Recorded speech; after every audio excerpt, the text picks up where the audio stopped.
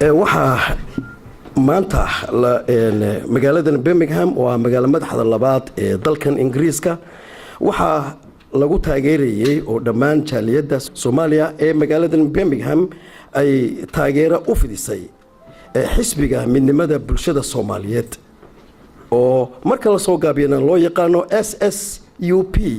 oo lagaga dhawaaqay sanadkii 2004 dalka Sweden bishii Abriil 11 ayaa haddana maanta taageeradiisii loo fadhiyaa magaalada Birmingham gudoomiyaha xisbigaasi oo la yiraahdo Yaasiin Maaxi Macalin oo waftiga hogaaminaya ayaan haddaba goobtii shirka waxaan kula yeeshay waraysi yar oo gaaban marka ugu horeysa ku soo dhawo waraysigan yar ee gaaban gudoomiye aad iyo aad ay u maasantahay ugu horeyntii waxaan jecelahay inaan ku weydiiyo bal waxa aad ka warantaa xisbigan adigu aad madaxda ka tahay maanta taageeradiisu ay ka dhacayso magaaladan Birmingham sidee ayaad u aragtaa dadka reer Birmingham maanta ku soo dhaweeyay adiga waftigaaga runtii aad iyo aad ay u mahadsan yihiin reer Birmingham waa meesha kaliya aan ka soo bilaabay waa markii igu horeysay aan imaado wadankan UK runtii waxaad dareemi kartaa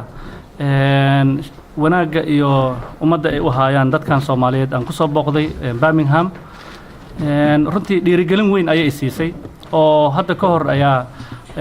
leega soo booqday wadankan waliba qaasatan Birmingham markay soo booqdeen kadib barnaamijyadii iyo howlihii markaan u sharaxay waxay yiraahdeen armay fiican tahay inaan noogu timaadid wadankeennii aan ku noolnahay si aad ummadii aad u wacyigelin weey halkan waxaan u imid markii iigu horeysay runtina farxad weyn ayay ii tahay inaan markii hore aan la kulmo waan ku faraxsanahay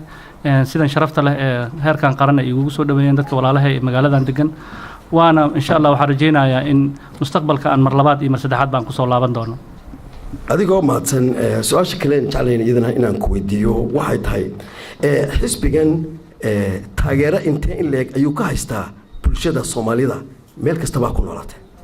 runtii wax weyn arin weyn waay arinka ay weydiinaysid 2004 Abriil markaan aasaasnay xisbiga isla markiiba taageero buuxdaan aan ka helnay adduunka sababtoo sida garanaysidbo ummadda Soomaaliyeed waxay ku kala baahsan tahay caalamka meel walba ee la joogo Canada America Ingiriiska Sacuudiga Europe meel walba macnaha aan ka dhihi karaa ilaa waxaan qiyaasayaa 30,000 oo Soomaali ah ayaa taageersan laakiin dadka active-ka ilaa hadda waxaa haysanaa ilaa 7,000 oo Soomaali ah oo noo register gareysan yihiin iska soo diiwaan gelin xagga internetka maanta waa garan kartaa waxa sahlay ummadda isu soo duwaayeen maadaama oo global adduunka isku bedelay villager ama tuulo yar oo adduunka isku bedelay marka sidii hore lama ahan dadka waa naga warqabaa meel walba aan joogno taageero aad iyo aad u weyn haysanaa waana dareemi kartaa maanta fadhigan aan maanta u fadhino iyo maalin dhaweyto aan soo degay runtii oo ayadana aan xaflad kale aan ka qayb galay aad iyo aad aan ugu mahad celinayaa ummadda Soomaaliyeed ummadda isbedel bay doonaysaa waxa taas waa ummadda anaga aan wadno wax ka duwan dadka kale waxa ay wadeen waaye waxa ay ummadda soo jiidanayso ummadda waxay soo raacayso ummadda maalin walba waxay noo soo galayso iga qayb qaadanaysa barnaamijyadii howlaha gudoomiye waxa jeclaan ku weydiiyo kaftana iga hatay da'daad waa misjir da'da waa la sheegaa laakiin aniga waa 41 jir waxaan dib jeclay inaan ku weydiiyo xisbigan dad bulshada Soomaaliyeed laga yaqaano oo amba ragii hore ay dawladii hore ku soo jiray amba rag dhalinyaro aqoon-yahano imika ah amba dad la yaqaano oo macruufi xisbiga ma ku jiraan aad iyo aad waa ka buuxaan sida arkaysay sawirada iyo barnaamijyada iyo howlaha idin tusinay waxa garabkayga fadhiyo adeerkay Cabdiqaadir Cali Boolay waa arkaysaa 50 sano u soo halgamayay maanta geedka aan abuurayno dhinac nagala abuurooya waana garan kartaa xisbigii SYL waxbuu ka soo abuuray haddana waxa waa generationkii waa dareemi kartaa dhinacayga la fadhiya anoon qof kale aan tilmaamin ayada naftirkeeda wax weyn ii ah in adeerkay Cabdiqaadir Cali Boolay oo garabkeena soo fadhiyo uuna taageersiyaa barnaamijyadeena iyo howlaheena qaybna ka yahay fikradiisa iyo aqoontiisana aan u baahanahay mar walba iyo mar walba u joogo waxaan rajeynaynaa insha Allah taala inaan xusi doono inaan taalo u sameyn doono inaan maxay ahayd taasaan bal qaadayna hadii Ilaahay yiraahdo oo cimri caafimaad nagu gaarsiiyo gudoomiyaasiin waxaan jeclahay inaan ku weydiiyo markii imika khudbadda aad jeedinaysay khudbadaada waxaa ka muuqatay maansooyin gabayo adalan ka soo jeedisay aduu miyaad gabaydaa aniga gabayaa ma ihi laakiin qoraaya ahay sidaan meesha idinku sheegay ilaa waxaan qoray 7 buug ayaan qoray runtii xigmadaha meesha ay ku jirtana waa garan kartaa afka hooyo waa hodan meelaha ugu wanaagsan wax laga qaatana waa gabayada waa baraamburka waa maxay ahayd maansooyinka iyo waxyaalahaas qoraaya ahay waxa ii saamaxay inaan arrimahaas aan haystana waxaa ka mid ah inaan meeshaas ka xafido qoraanimadaas ay ii saamaxday su-aashaan kugu soo gabagabaynaya waxay tahay inagoo laga yaaba inaynu marar dambana is aragno xusbigan imika aad ku dhawaaqdeen runtii waa xusbi aada u ballaadhan oo aad doonaysaan inaad dalkii aad ka saartaan dhibaatada uu ku jiro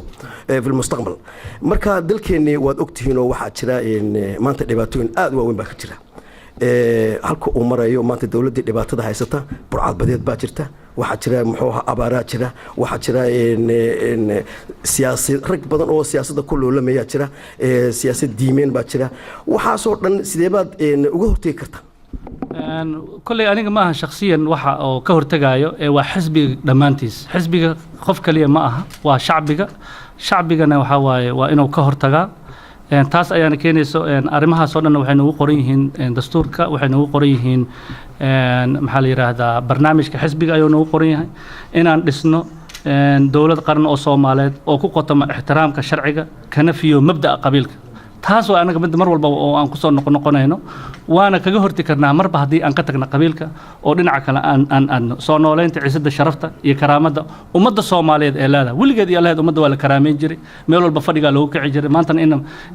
inaan ka baxno oo barnaamijyadaas ayaan rajaynaynaa waxyaalahaas badankoodana waa qoran yihiin sida runta sare u qaadida kobcinta aqoonta guud oo aan hadda meeshaan u joogno oo ah wacyigelin in ummadii lees arko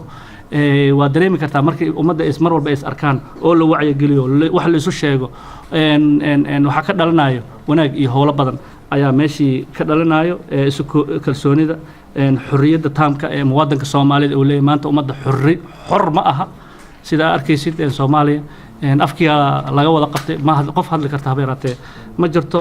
marka waxa jirto inta doqon fariid yahay dib u socod wadan yahay dabaalna wax garad yahay dambiilana garsooriya daacadana hangow tahay darajana qabiil tahay dablana jaran ka adag yahay degmana gobol ka culus tahay inta dadan iyo inta dalacaan dadka labadoo qayb yahay inta diradiraalaha dalacaad iyo sharaf helo midka daawad halyana dariiqyada ku sugan yahay inaan tiriyedeelay dareenkayga ma ogolo oo yiri Cabdulla Raaga Allah u naxariistay maadsanid intaasi ayaanu ku soo gabagabayn doonaa daawadayaal gudoomiyaha Yaasiin Maaxi Macallin oo aanu wareysiga yare gaaban aanu kula yeelanay magaalada Birmingham mar uu xaflad uu ka qayb galay xisbigiisa xisbiga midnimada bulshada Soomaaliyeed marka la soo gaabiyo loo yaqaan SSUP laga furay magaalada Birmingham sa iyo nabadgelyo